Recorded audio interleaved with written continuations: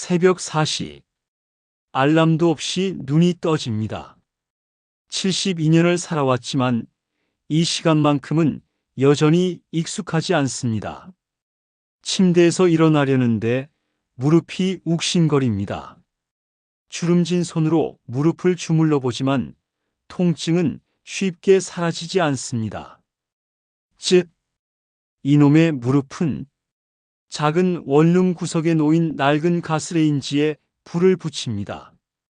국물이 보글보글 끓어오르는 소리가 텅 빈 방안을 채웁니다. 저는 박철수 72세, 서울 변두리 골목에서 작은 분식집을 혼자 운영하는 노인입니다. 그런데 며칠 전 이상한 일이 벌어졌습니다. 퇴근길에 만난 한 소녀 때문에 50년간 묻어두었던 기억이 되살아나기 시작했습니다. 대체 무슨 일이 벌어진 걸까요? 그날도 평범한 겨울 저녁이었습니다. 오후 9시 분식집 셔터를 내리고 퇴근하는 길이었습니다. 영하 10도. 입김이 하얗게 나오는 날씨였죠. 골목을 돌아서는데 뭔가 눈에 들어왔습니다. 핫도그 맛있어요. 따뜻한 핫도그 드세요. 길거리에 작은 수레를 끌고 한 소녀가 핫도그를 팔고 있었습니다. 얇은 파카 하나만 걸친 모습. 손은 빨갛게 얼어 있었고 코끝도 빨개져 있었습니다. 그런데 이상했습니다. 그렇게 추운데도 소녀는 환하게 웃으며 손님을 맞이하고 있었습니다. 어서 오세요. 정말 맛있어요. 그 순간 제 발이 멈췄습니다. 가슴속 어딘가가 쿵 하고 내려앉는 느낌이었습니다. 이 웃음은 소녀의 눈가에 생기는 반달 모양 주름, 환하게 웃을 때 보이는 앞니의 작은 틈새, 말끝마다 올라가는 억양까지 모든 게 너무나 익숙했습니다. 할아버지, 핫도그 하나 드릴까요? 소녀가 저를 보며 웃었습니다. 저는 멍하니 고개를 끄덕였습니다. 응, 하나 주게. 소녀가 핫도그를 만드는 동안 저는 그 얼굴을 계속 쳐다봤습니다. 말도 안 돼. 설마. 50년 전 기억이 파도처럼 밀려왔습니다. 1973년 겨울. 저는 22살 청년이었습니다. 부모님이 돌아가신 후 저는 세 동생을 책임져야 했습니다. 중학생인 둘째, 초등학생인 셋째, 그리고 겨우 5살이던 막내 여동생 지연이까지. 공사판에서 막노동을 했습니다. 새벽부터 밤까지 일했지만 내 식구가 먹고 살기엔 턱없이 부족했습니다. 오빠, 배고파. 막내 지연이가 제 옷자락을 잡아당기며 말했습니다. 그 작은 손, 앙상한 얼굴을 볼 때마다 가슴이 찢어지는 것 같았습니다. 지연아, 조금만 기다려. 오빠가 곧 밥 사줄게. 하지만 현실은 냉혹했습니다. 겨울이 깊어질수록 일거리는 줄어들었고 우리 남매의 상황은 점점 더 나빠졌습니다. 그러던 어느 날 동네 이웃 할머니가 조심스레 말을 꺼냈습니다. 철수야, 지연이를 보육원에 보내는 게 어떻겠니? 거기선 밥도 주고 공부도 시켜주고 너도 그게 지연이한테 나을 거 아니냐? 그날 밤 저는 잠을 이룰 수가 없었습니다. 5살짜리 동생을 혼자 보육원으로 보내야 한다니. 나는 오빠가 아니야. 오빠라면 동생을 지켜야 하는데. 하지만 선택의 여지가 없었습니다. 이대로 가다간 네 식구 모두 얼어 죽을 판이었습니다. 보육원으로 가는 날, 지연이는 제 손을 꼭 잡고 있었습니다. 오빠, 우리 어디 가는 거야? 좋은 곳이야. 따뜻하고 밥도 맛있는 곳. 오빠도 같이 가. 그 말에 목이 메였습니다. 아니, 오빠는 못 가. 지연이만 가는 거야. 보육원 정문 앞. 지연이를 선생님께 넘기는 순간 동생이 제 옷을 붙잡으며 소리쳤습니다. 오빠, 오빠, 나 여기 싫어. 오빠랑 같이 있을래. 지연아, 오빠, 나 데려가줘. 나 밥 안 먹을게. 오빠. 동생의 울음소리가 귓가에 맴돌았습니다.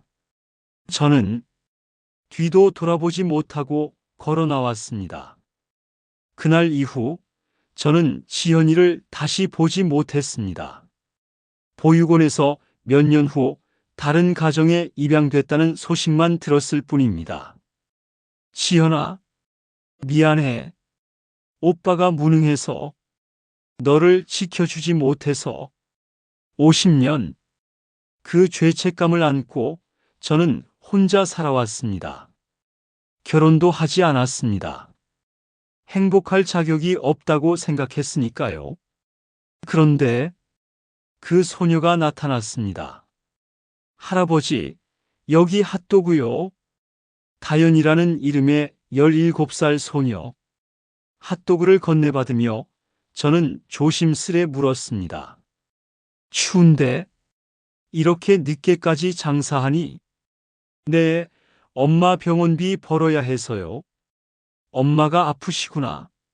네, 그래도 괜찮아요. 엄마는 곧 나으실 거예요. 제가 꼭 낫게 해드릴 거예요.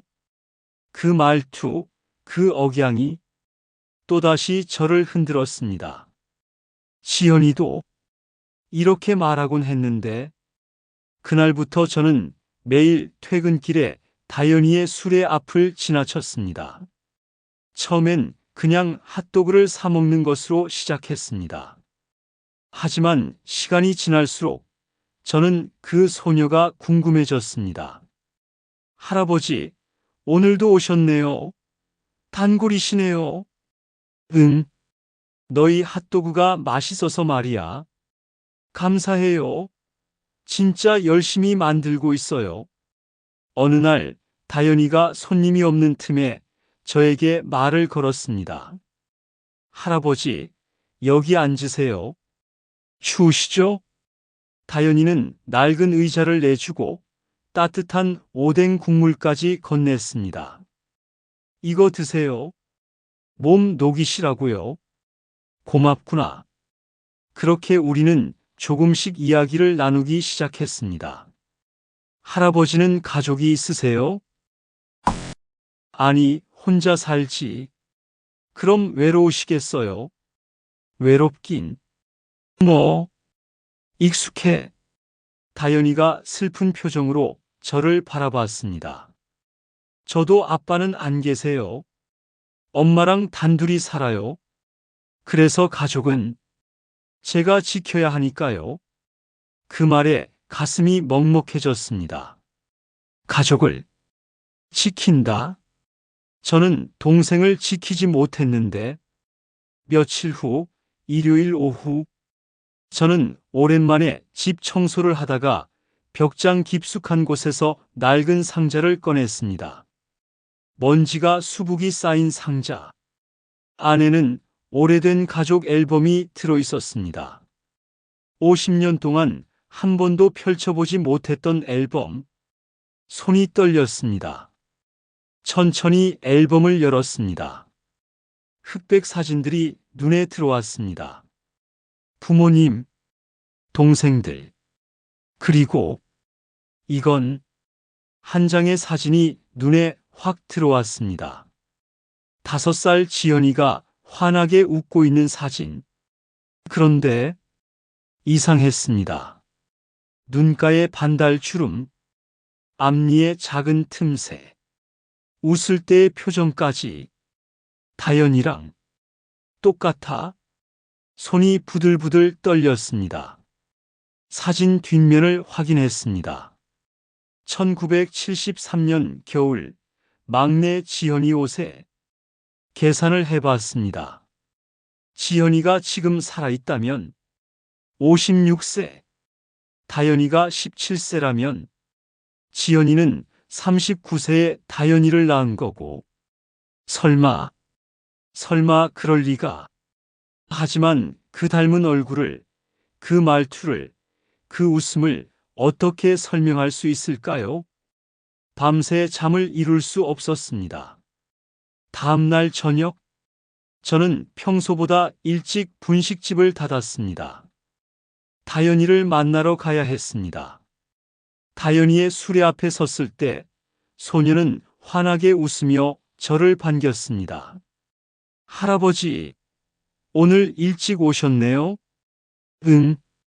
다연아. 네. 저는 떨리는 목소리로 물었습니다. 혹시 너희 어머니 성함이 뭐니? 다연이가 고개를 갸웃거렸습니다. 엄마요? 박지현이요? 왜요? 그 순간 세상이 멈춘 것 같았습니다. 박지현, 제 막내 동생 이름. 혹시 너희 어머니가 보육원 출신이니? 다연이의 얼굴이 굳었습니다. 어떻게 그걸 아세요? 그리고 어머니 나이가 56세? 네. 그런데 할아버지, 어떻게 우리 엄마를? 저는 떨리는 손으로 주머니에서 그 사진을 꺼냈습니다. 이 사진 좀 봐. 다연이가 사진을 받아들었습니다. 이건, 이 아이가 너희 어머니야. 다연이의 눈이 커졌습니다. 뭐라고요? 이게 우리 엄마. 그래.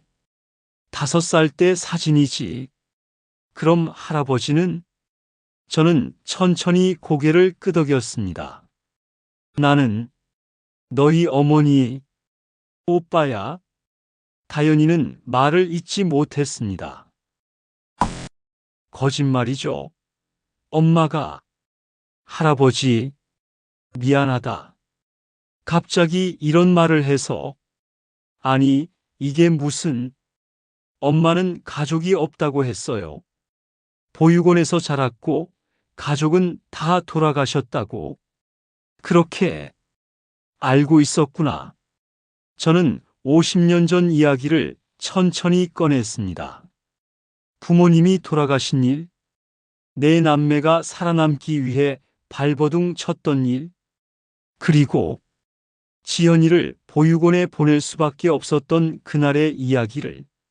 나는 동생을 지키지 못했어. 오빠라는 이름이 부끄러울 만큼 다연이의 눈에 눈물이 고였습니다. 할아버지, 지연이를 보육원에 보낸 후 나는 몇 년 동안 돈을 모았어. 동생을 다시 데려오려고. 하지만 지연이는 이미 다른 가정에 입양된 후였지. 그래서 못 찾으신 거예요? 응. 입양 가정 정보는 비공개라서 50년 동안 찾을 수가 없었어. 침묵이 흘렀습니다. 다연이가 떨리는 목소리로 물었습니다. 할아버지, 우리 엄마를 만나보시겠어요? 하지만 저는 쉽게 대답할 수 없었습니다. 나는 자격이 없어. 무슨 말씀이세요? 지연이를 버린 사람이야. 5살짜리를 혼자 보육원에. 어떻게 내가 그의 앞에 서겠니? 할아버지, 게다가 지연이가 지금 아프다고 했잖니. 내가 나타나면 더 힘들어질지도 몰라. 다연이가 제 손을 꼭 잡았습니다. 아니에요. 엄마는 평생 가족을 그리워하셨어요. 그래. 네. 엄마는 가끔 혼자 울면서 말씀하셨어요. 내 오빠들은 지금 어디 있을까? 잘 살고 있을까? 라고요. 가슴이 무너져 내렸습니다. 엄마는 할아버지를 원망하지 않으실 거예요. 오히려 기뻐하실 거예요. 정말 그럴까? 네, 꼭 만나주세요. 엄마한테 오빠가 있었다는 걸 알려주세요. 저는 떨리는 손으로 눈물을 닦았습니다. 72년을 살면서도 이렇게 눈물이 많은 줄 몰랐습니다. 3일 후, 다연이가 알려준 병원으로 향했습니다. 복도를 걸어가는 내내 다리가 후들거렸습니다. 지연아, 형이 간다. 50년 만에 병실 문 앞, 다연이가 먼저 안으로 들어갔습니다. 엄마, 깨어 있어? 응. 다연아. 그 목소리를 듣는 순간 눈물이 터져 나왔습니다. 50년 전 그날 오빠 하고 불렀던 바로 그 목소리. 다연이가 밖으로 나와 제 손을 잡았습니다. 들어가세요. 저는 떨리는 발걸음으로 병실 안으로 들어갔습니다. 침대에 누워있는 여인. 56세. 머리는 희끗희끗했지만 그 얼굴은 제가 기억하는 5살 지연이의 모습 그대로였습니다. 누구세요? 지연이가 저를 보며 물었습니다. 저는 입술을 떨며 말했습니다. 지연아. 그 순간 지연이의 눈이 커졌습니다.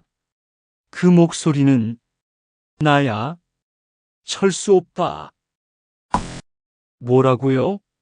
저는 주머니에서 그 사진을 꺼냈습니다. 이거 기억나니? 1973년 겨울 보육원 가기 직전에 찍은 사진. 지연이는 사진을 받아들고 손이 떨리기 시작했습니다. 이건 미안해. 오빠가 너를 지키지 못해서 50년 동안 너를 찾지 못해서. 지연이의 눈에서 눈물이 주르륵 흘러내렸습니다. 오빠, 정말 오빠예요? 그래, 지연아. 오빠야. 오빠. 지연이가 침대에서 일어나 저를 껴안았습니다. 오빠, 오빠. 보고 싶었어요. 나도 보고 싶었어, 지연아. 50년. 그 긴 세월이 한순간에 녹아내렸습니다. 병실 안은 울음소리로 가득 찼습니다. 다연이도, 지연이도, 그리고 저도 모두 울고 있었습니다. 오빠, 원망 안 해요. 오빠 탓이 아니에요. 미안해. 정말 미안해. 아니에요. 오빠가 저를 보육원에 보낸 덕분에 저는 살 수 있었어요. 좋은 가정에 입양됐고 공부도 했고. 지연아, 그리고 이렇게 다시 만날 수 있었잖아요. 이게 기적 아니에요? 저희는 한참을 울었습니다. 50년 동안 쌓였던 미안함과 그리움이 모두 눈물로 흘러나왔습니다. 그날 이후 저는 매일 병원을 찾았습니다. 지연이와 50년 동안의 이야기를 나눴습니다. 지연이는 입양 가정에서 사랑받으며 자랐다고 했습니다. 대학도 나오고 좋은 남편도 만나 다연이를 낳았다고 했습니다. 오빠 덕분에 저는 행복했어요. 오빠가 저를 보육원에 보내지 않았다면 우리 남매 모두 힘들었을 거예요. 그래도 오빠로서 제 역할을 못했어. 아니에요. 오빠는 최선을 다하셨어요. 22살에 새 동생을 책임진다는 게 얼마나 힘들었겠어요. 그 말에 가슴이 따뜻해졌습니다. 2주 후, 지연이가 퇴원했습니다. 저는 지연이와 다연이를 제 분식집으로 초대했습니다. 오빠가 직접 요리해 줄게. 50년 전엔 못 해줬던 밥, 오늘은 배불리 먹자. 오빠. 그날 저녁, 세 식구가 함께 밥상 앞에 둘러앉았습니다. 자, 먹자. 우리 지연이, 우리 다연이 잘 먹겠습니다. 밥을 먹으면서 우리는 웃고 떠들었습니다. 50년 만에 되찾은 가족의 시간. 다연이가 말했습니다. 큰아버지, 이제 우리 가족이에요. 그래, 우리는 가족이야. 지연이가 제 손을 꼭 잡았습니다. 오빠, 이제 외롭지 않아요? 우리가 있잖아요. 그래. 고맙다, 지연아. 식사를 마친 후 지연이와 다연이는 앞으로 자주 놀러 오겠다고 약속했습니다. 저는 더 이상 혼자가 아니었습니다. 50년 동안 짊어지고 살았던 죄책감도 이제는 내려놓을 수 있었습니다. 6개월 후 저의 작은 분식집은 이제 3대 분식집이라는 이름으로 바뀌었습니다. 저와 지연이 그리고 다연이가 함께 운영하는 가게입니다. 큰아버지, 주문 들어왔어요. 알았다, 다연아. 주방에서 지연이가 웃으며 말했습니다. 오빠, 여기 떡볶이 좀 봐주세요. 그래, 지금 간다. 오후 햇살이 가게 안으로 쏟아져 들어왔습니다. 따뜻했습니다. 50년 만에 되찾은 이 시간이 손님들이 말했습니다. 여기 떡볶이 정말 맛있어요. 비결이 뭐예요? 저는 웃으며 대답했습니다. 비결이요? 가족의 사랑이죠.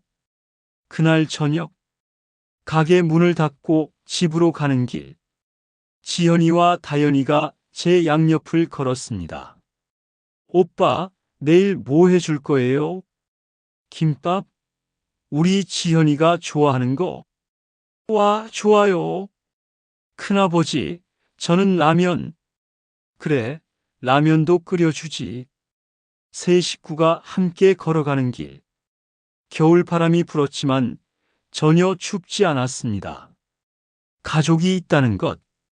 그것만으로도 세상은 따뜻했습니다. 가족은 언제나 다시 만나게 되어 있습니다. 50년이 걸리더라도 세대를 넘어서라도 진심은 결국 통하게 되어 있습니다.